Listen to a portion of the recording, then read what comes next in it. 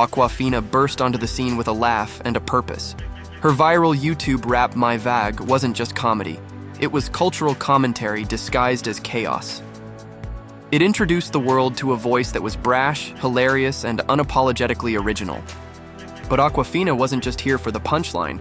She was here to challenge stereotypes, reclaim space, and rewrite what Asian American women could look and sound like on screen.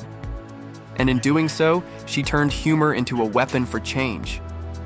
Born Nora Lum in Queens, New York, Awkwafina never forgot her roots. She grew up surrounded by multicultural energy, raised by her Chinese grandmother after her mother passed away. That upbringing gave her grit, humor, and a powerful sense of identity. She channeled that into everything she touched: rap, acting, writing. From making homemade music videos to walking red carpets at Cannes, her journey hasn't been a leap. It's been a grind.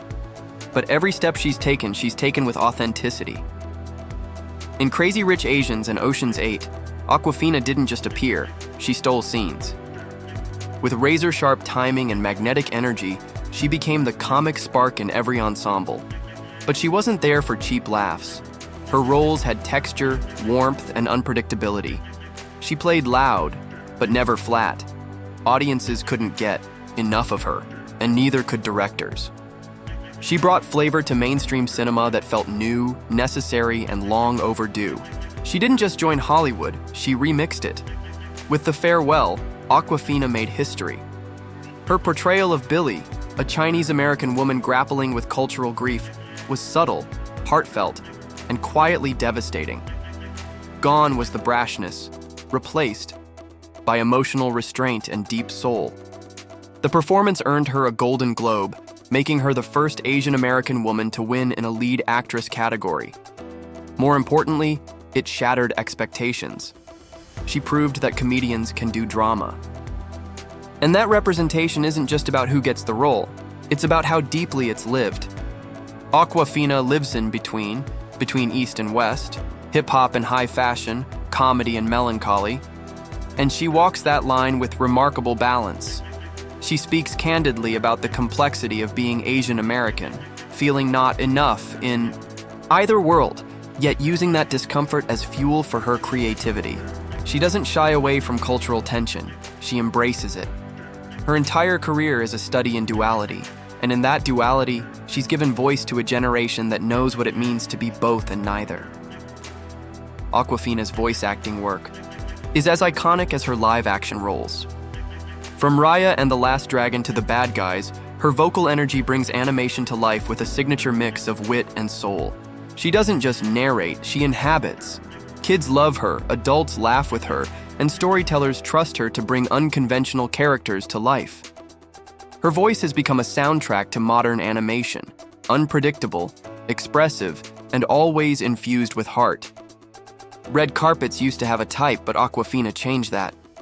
She shows up in suits, sneakers, experimental silhouettes, and unapologetically bold prints. She doesn't dress to fit the mold, she dresses to break it. Her fashion sense is a reflection of her artistry, hybrid, playful, and street smart. She doesn't chase glamour, she reclaims it with a wink and a twist.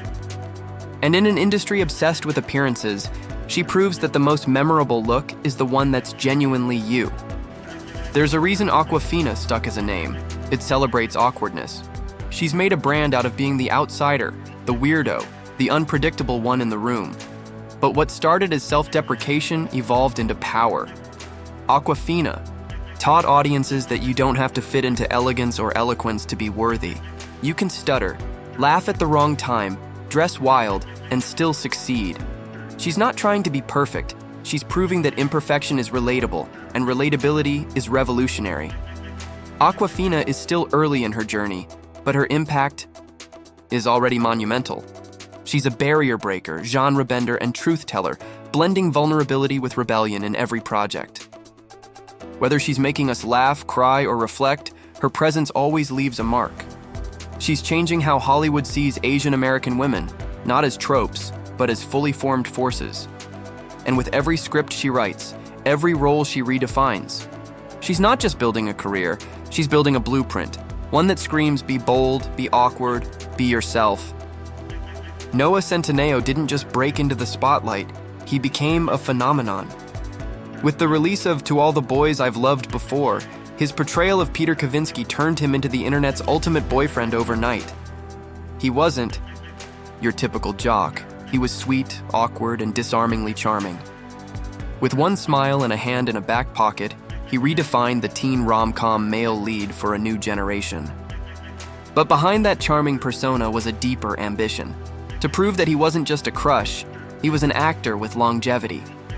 After back-to-back hits like Sierra Burgess Is a Loser and The Perfect Date, Noah could have coasted on heartthrob status. But instead, he started looking for layers. He took the romance formula and added soul, subtlety, and self-awareness. He wasn't afraid to make his characters emotionally accessible. That vulnerability made him not just swoon-worthy, but relatable. Noah brought warmth to the genre without falling into cliché. He didn't just play the boyfriend, he played the boy growing up in real time.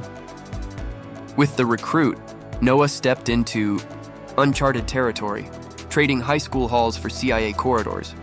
As Owen Hendricks, a fresh out of law school recruit thrown into international espionage, he brought wit, chaos, and genuine emotional depth. The series gave him room to explore physicality, pressure, and internal conflict, moving him out of rom-com territory into leading man status. Critics praised his comedic timing and natural charisma, proving he could carry a thriller without losing the spark that made him famous. It was a bold career move, and it paid off. Noah Centineo became famous fast, but he's been refreshingly honest about how that whirlwind affected him. He's spoken openly about anxiety, addiction, and the pressure to maintain a public persona that wasn't always authentic. Instead of running from those shadows, he confronted them head-on, choosing growth over image. In doing so, he's earned not just admiration, but respect. Fame didn't make him shallow, it made him self-aware. And that awareness now shows up in the work he chooses and the way he carries himself. Noah is helping rewrite what it means to be a leading man in the 2020s. He's not stoic or untouchable. He leans into softness, embraces emotion, and celebrates kindness as strength.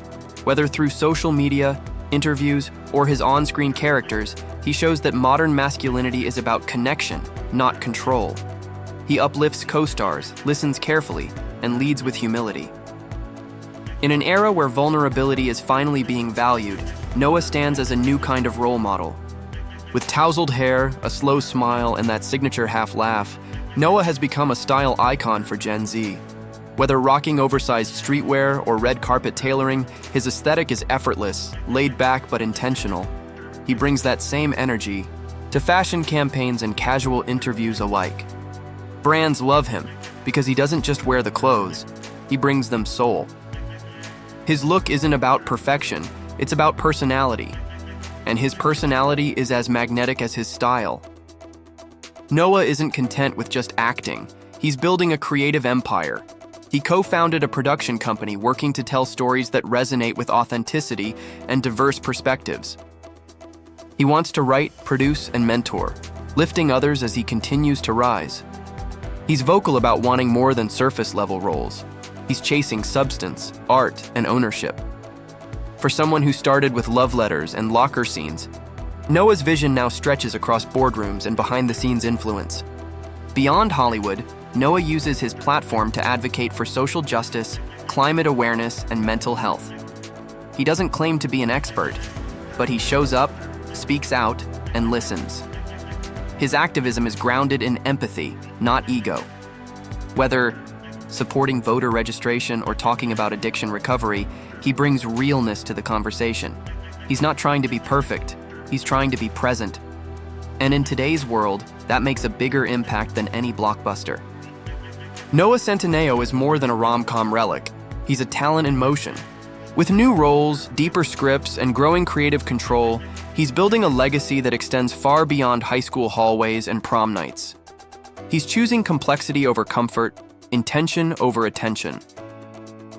His charm may have gotten him through the door, but it's his depth that will keep him here for decades to come. This isn't a moment, it's a momentum. And Noah Centineo is just getting started.